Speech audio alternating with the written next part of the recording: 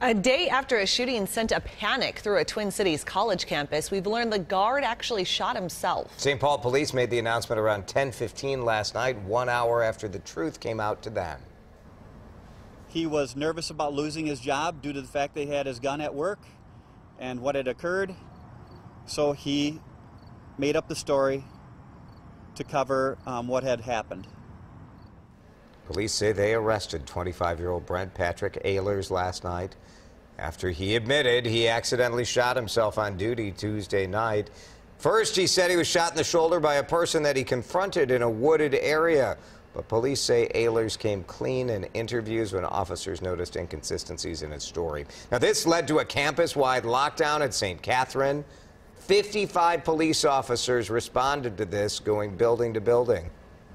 It had basically 1,800 students held captive in their dorm rooms on the college of St. Catherine's. It had residents of the McGroveland and Highland Park communities fearful that a suspect was on the loose and they could be victimized at any moment. Ehlers is now in jail, facing a misdemeanor charge of falsely reporting a crime. St. Catherine University President Becky Roloff released a statement saying Ehlers had worked for the university for about 15 months. He had no previous reports of misconduct.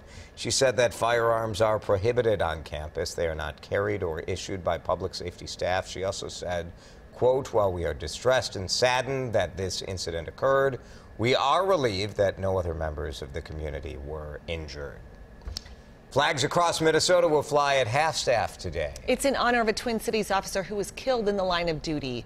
47-year-old William Mathews was hit by a car and killed along Highway 12 last Friday afternoon while he was clearing debris from the road. The Wayzata officer leaves behind a wife and a 7-year-old son.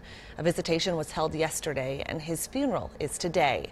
WCCO's Jeff Wagner shows us one way the community is paying tribute to Officer Mathews. A rose's color often has its own meaning. White stands for innocence. But add a splash of blue, and the transformation is humbling.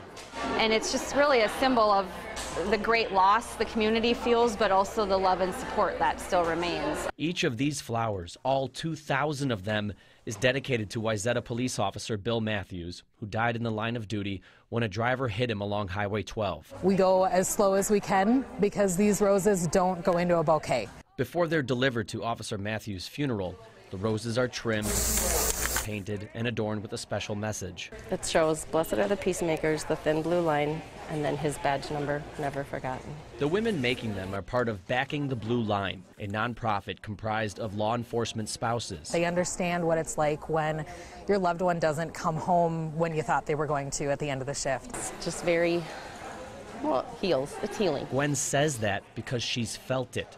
Her husband, Elk River officer Ted Besser, was killed in 2015. I still have my roses from his funeral.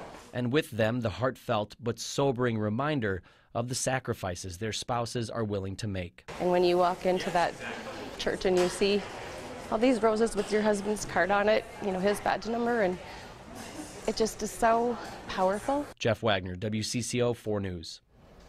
Now, each of those blue roses will be handed out to officers as they enter the church for the funeral today.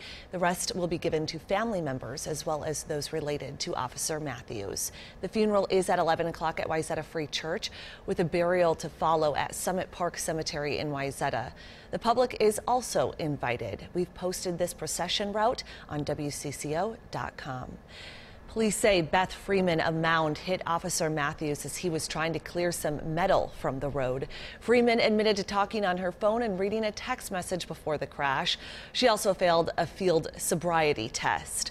The 54-year-old has been charged with criminal vehicular homicide. A crackdown on drunken drivers led to a lot of arrests over the past month. Officers and sheriff's deputies arrested more than 1,300 drivers for DWI between August 18th and Labor Day. That is slightly up from last summer. Increased patrols during the summer months resulted in the arrest of 17 drivers who blew a .30 or higher.